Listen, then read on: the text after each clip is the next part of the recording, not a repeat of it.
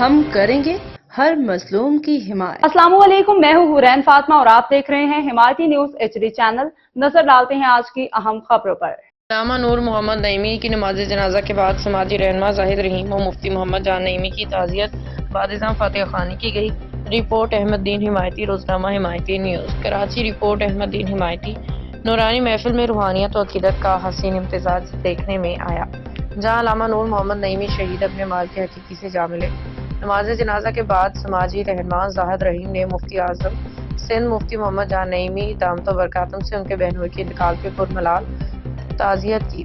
اس موقع پہ زاہد رحیم نے مرحوم کے درجات کی بلندی لوائقین کے لیے صبر جمیل کی دعا کی۔ تعزیتی ملاقات کے بعد تمام شرکا دعا میں ہاتھ اٹھائے، مرحوم کے اصالِ ثواب کے لیے فاتحہ خوانی کی۔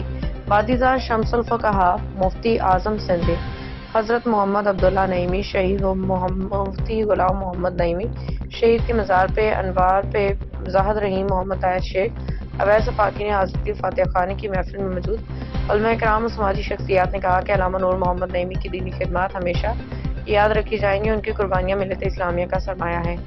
اختتام روزنامہ حمایتی نیوز۔ باخبر رہیے ہر جگہ ہر وقت، جانیے ملکی و غیر ملکی حالات و واقعات یقین کے ساتھ۔